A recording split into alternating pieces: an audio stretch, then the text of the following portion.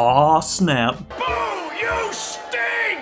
Yeah, that was not a good joke. I would not even consider it a joke per se, but hey, at least it was a snappy way to open up the video. Let's talk about Pokémon Snap.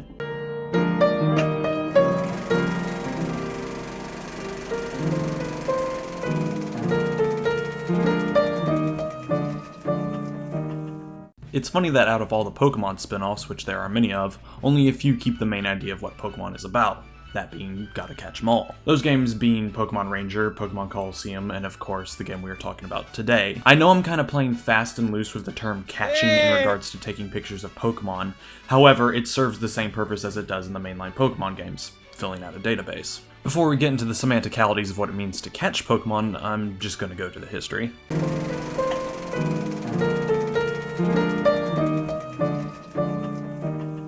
Pokémon Snap was originally not going to be a Pokémon game. The game that became Pokémon Snap was Jack and the Beanstalk, and it was originally developed for the 64DD. If you haven't watched the Kirby 64 Let's Talk About, the 64DD was a failure and many games developed for it switched to cartridge format. Development for the ill-fated Jack and the Beanstalk took place in the Nintendo Conda building, which was supervised by HAL Laboratories. The team appointed, Jack and Beans, was a small team of around 10 employees, headed by Yuichi Yamamoto. This was Yuichi's first real project as a developer, as beforehand he was a construction designer, and one of many non-industry people picked for the project. Jack and the Beanstalk was revealed to Japanese audiences in February 1995, a year before the release of the Nintendo 64. And then... nothing. Nada. Zilch. A big ol' goose egg.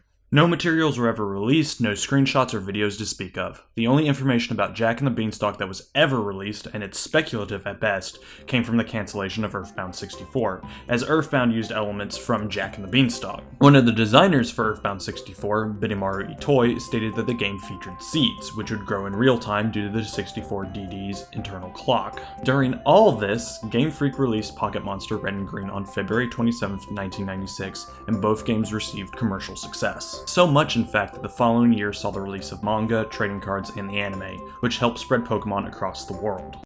Pokemon will be released into the atmosphere, ensuring complete global saturation. Seeing as Nintendo had a hot new property on their hands, the development changed the main focus of the game from Jack and the Beanstalk to Pokemon. Satoru Iwata, a producer for Jack, saw that the original game had no direction, outside of the core feature of taking pictures. As stated by Iwata in an interview in 2010, the motivation for playing the game wasn't clear. That's when he and most of the team jumped to Pokemon, as they thought many people would enjoy taking pictures of Pokemon. I say most because Masambo Yamamoto, a character designer on the team, didn't like that all his work was for nothing. Yet, over time, he saw that Pokemon did save the floundering project, and he did come to like Pokemon. Pokemon Snap was released on March 21st, 1999 in Japan, July 26, 1999 in North America, and September 15th, 2000 in Europe.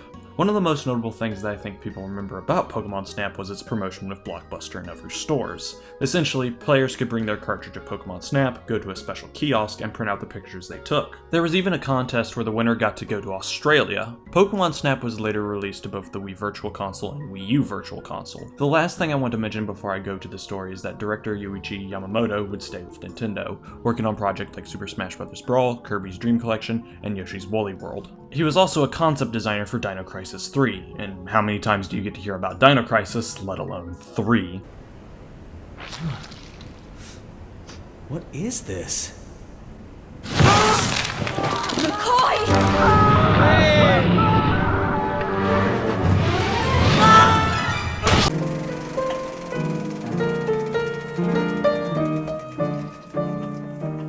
The story opens up in the wilderness, with the main character Todd Snap taking a hike, trusty camera in tow. Suddenly, a Pokemon, clearly the illustrious and mysterious Mew, scutters around Todd.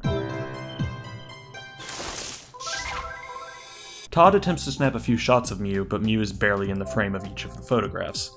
Mew then transforms into a ball of light and leaves, infuriating Todd.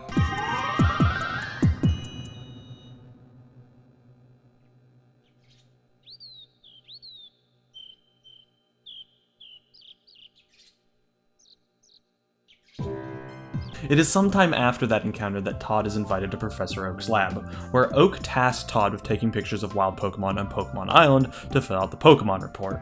Golly gee willikers, how many times did I say Pokemon in that sentence? To do this, Professor Oak has gifted Todd the 01, an on-rail vehicle capable of transforming to suit the terrain. And thus, Todd heads out onto the first track of Pokemon Island, the scenic beach, filled with Pidgey, Meowth, and surfing Pikachu. Todd returns back to Oak's lab, and after critiquing the pictures taken by Todd, he gives the intrepid photographer the Pokemon report so he can study any previous Pokemon pictures or reminisce over any of his favorite shots.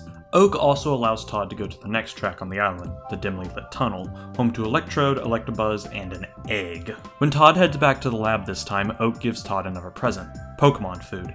He also tells Todd to head back through the tunnel as there is an Electrode that can be hit with the food to open up the next track. Todd does exactly that.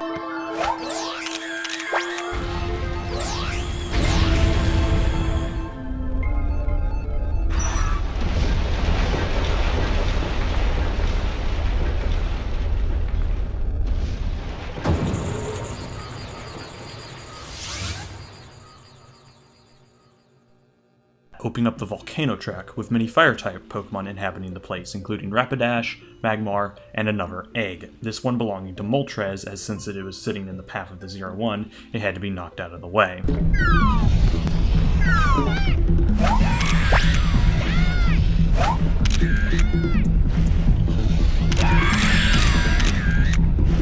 After the jaunt through the volcano and having more pictures judged by Oak, Todd is given another track to head down, the flowing river, filled with mostly water Pokemon, like Slowpoke, Poliwag, and Psyduck, but also home to Bulbasaur and Porygon. Todd, when he returns, is told to head back down the river by Oak, this time with a Pester Ball in hand, as the aforementioned Porygon are hiding and only come out when hit with the ball, and one activates a switch that opens up the next track, the Shimmering Cave.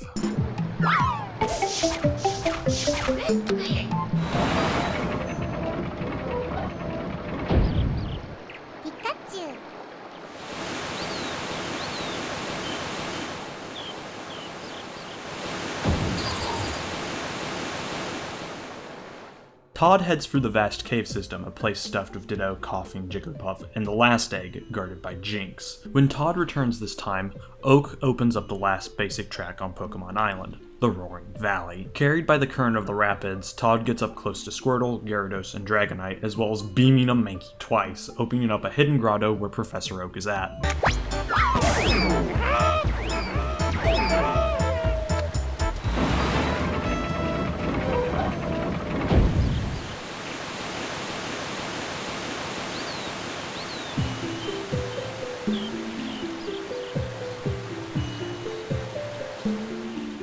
Oh!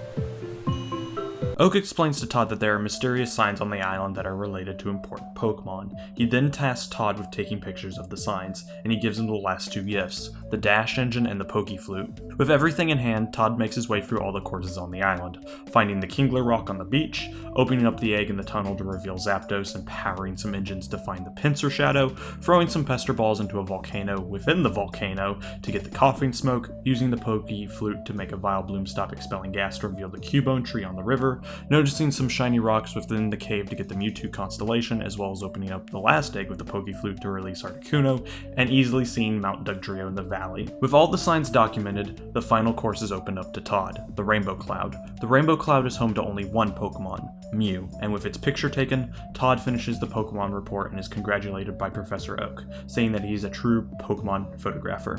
With that, the game ends. Well, I kind of blew up the story a lot more than what is actually there. Outside of the main goals that Professor Oak gives Todd, and by extension you, the player, there's practically no real story to speak of.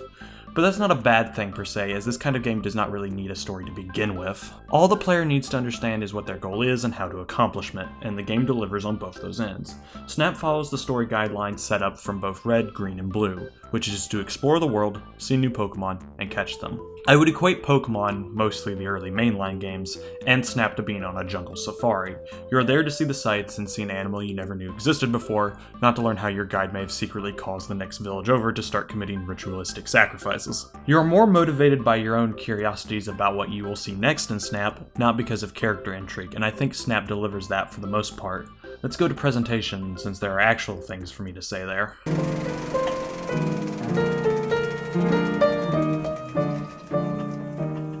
Graphically, the game looks well for the most part. The CGs used are ripped straight from the anime and they look exactly what they're supposed to look like, and the UI and sprite effects look clean and crisp. The 3D worlds are pretty expansive for the time, but also don't feel too empty or cluttered. There are some visual effects associated with each level, such as the smoke within the volcano, and some set pieces that set each course apart, making each course feel different from the one before it. The worlds also don't suffer from bad draw distance or any pop-ins, which is saying a lot since other Nintendo 64 games did suffer from those problems. The game does run at a lower frame rate, however, so not everything is perfect. The Pokemon models all represent which Pokemon they're supposed to be, and no shocker, these models would later be reused for Pokemon Stadium, as all the models are of high quality. The only time things get iffy is with Todd's model. I don't know how to explain it outside of I think he just looks off. But despite that, his model is capable of showing a range of emotion, which does slightly dampen how weird his model can be at times. The music is one of the best parts of the game, with each musical track fitting in with the course it accompanies. Whether it be an upbeat tune for the beach or a slow melody through the cave, composer Ikuko Mimor makes each course feel unique with his musical stylings. I will say it is not something you'll go out of your way to listen to, but the tracks themselves enhance the scenery. Voice acting is a bit on the light side, but Stan Hart does reprise his role for Professor Oak as well as Jimmy Zopi as Todd Snap. All the Pokemon are voiced by their respective actors, Soiko Itani as Pikachu, Madi Blaustein as Meowth, and the others voiced by people. The game just lists the other Pokemon voices as additional voices, and the IMDb page does the same.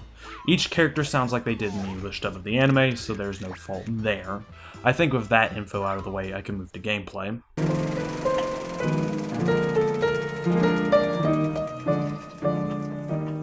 Pokémon Snap is an on-rail shooter akin to the Lost World Jurassic Park or Rail Chase. Unlike those games where you have a health bar and multiple threats to deal with on screen, Pokémon Snap is a relaxing trip through nature, taking pictures of Pokémon along the way. From the start of the game, Todd only has his camera, which allows him to take said pictures of Pokémon by holding Z and pressing A.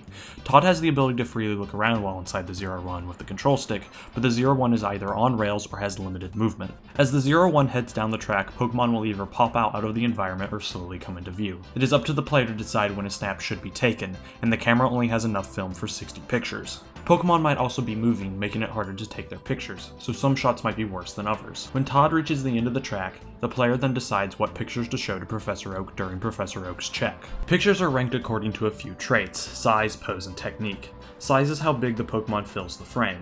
If the Pokemon is too small in the frame, the ranking of the picture will stop at just size, giving a small score for the picture. And conversely, if the Pokemon is too big within the frame, you will also get a low score. Finding a happy medium for size is one of the best ways to go, seeing as if the picture passes the size rank with an acceptable score, it will move on to pose. Pose is a bit more vacuous as a rank. Pokemon themselves might exhibit natural poses that will give more points within the pose rank when the player takes pictures during the pose animation. However, if a player takes a picture when a Pokemon is doing nothing in particular, the player will gain little points in the pose rank. There are ways to get Pokemon to pose, but I will mention that after I talk about the final score. Lastly, in the standard rankings is technique. Technique is all about getting the Pokemon within the center of the frame. If the Pokemon is in the center, the score for the picture will be doubled. If not, the player does not get the ×2 multiplier.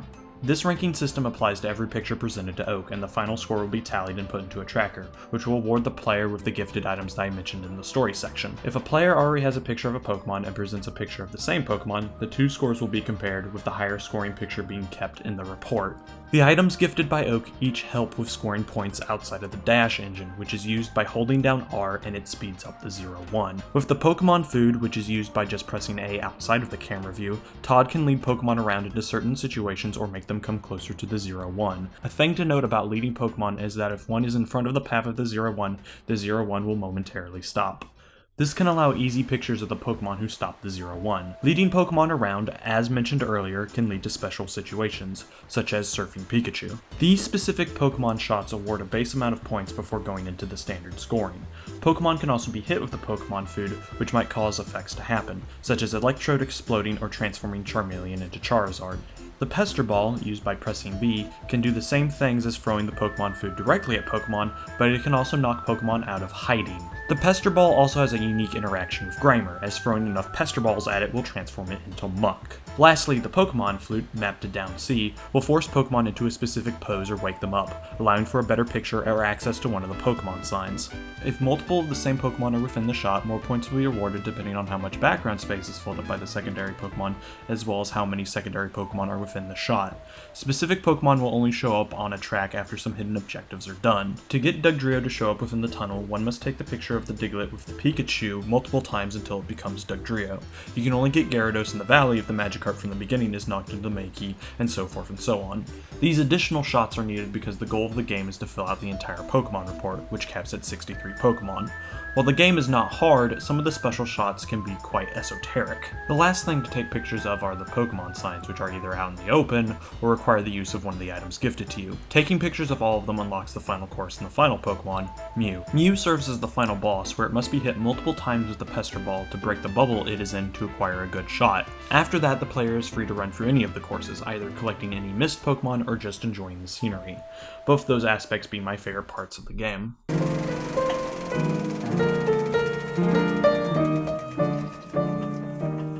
Pokemon Snap is all about experimenting with the items and the environment, hoping to get the best possible shot for the most points. The game does not tell you about the special encounters, so it is nice when you uncover a new Pokemon or special shot for your own experimentation. I think outside of a very few select games, a lot of games flat out tell you how to do or achieve certain objectives. It's a nice change of pace when you figure out from your own ingenuity how to acquire one of the hidden Pokemon or special shots. I also like how relaxing a game Pokemon Snap is. It's cozy in nature, and after playing some more challenging games, it is a great way to unwind. Getting the higher scores can still be somewhat difficult, and I will get to that, but the only thing the scores relate to is getting the gift items, which don't require much effort to actually get.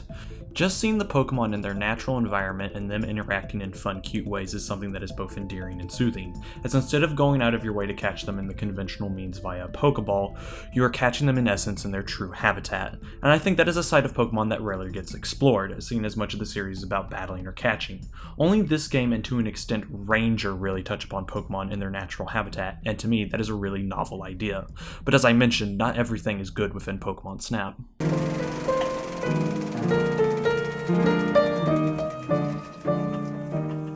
Whoever made Professor Oak the strictest judge in existence can eat their own camera. Shots that you think are perfect will score lousy, and since you can only present one picture of each Pokemon at the end of a course, can lead to redoing tracks to get better shots. The first two categories can also be a pain because if the player does not score high enough, the photo will only be ranked on one or two categories, not going on to the last one. The technique itself can be finicky at times, as if a Pokemon is just slightly off center, it will not count and will not give you double points.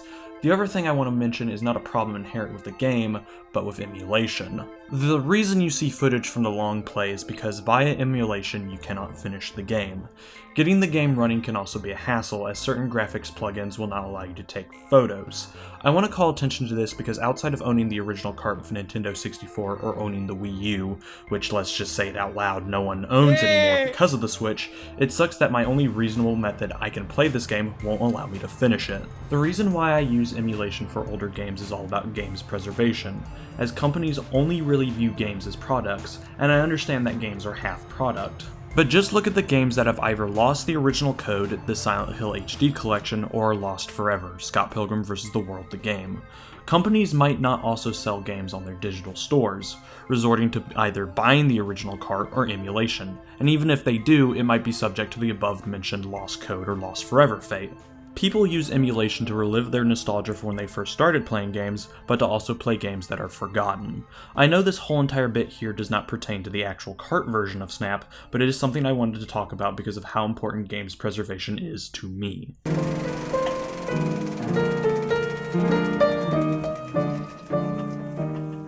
Pokémon Snap is a relaxing jaunt through the world of Pokémon that hits all the notes it needs to hit. It is not a mechanically deep game, but the ideas are presented well enough to make the game enjoyable. It is only a shame that the only way to play is through the original Nintendo 64 cart or the Wii U Virtual Console, as the game suffers from emulation problems and having access to a Wii U or Nintendo 64 is not common.